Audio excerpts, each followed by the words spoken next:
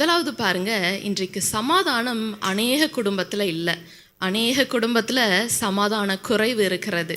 இன்றைக்கு உங்களிடத்துல நான் சமாதானமாக இருக்கிறீங்களா அப்படின்னு கேட்கும் பொழுது நீங்கள் என்ன சொல்லுவீங்க?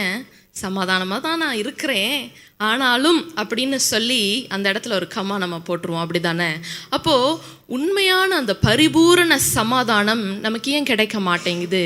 ஒரு நாள் காலையில் எடுத்துக்கொண்டா அந்த நைட்டுக்குள்ளே பாருங்கள், ஏதாவது பிரச்சனை, ஏதாவது போராட்டம், ஏதாவது கவலைகள், ஏதாவது கண்ணீர் பாருங்கள் நம்மளை மேற்கொள்ளுகிறது.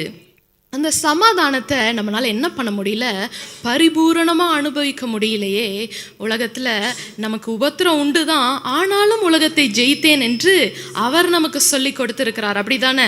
அப்போது இந்த பூமியில் நமக்கு அவர் என்ன விட்டுட்டு போயிருக்கிறேன்னு சொல்லியிருக்கிறார் தெரியுமா?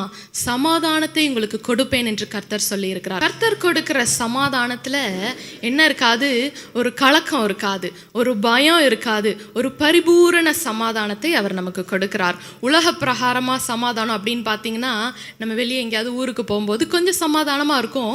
ஆனால் வீட்டுக்கு வரும்போது அதே பிரச்சனை, அதே கண்ணீர், அதே போராட்டத்துக்குள்ளாக நம்ம திரும்ப காலடி வைத்து இருக்கிற நிலைமையில் நம்ம இருக்கிறோம். அப்போது கர்த்தர் கொடுக்கிற சமாதானம் எப்படி இருக்கிறது? அது நம்மளுடைய இருதயம் கலங்காமலும் பயப்படாமலும் இருக்கிறதற்கு கிருபை பாராட்டுகிறது. ஹல்லேலூயா.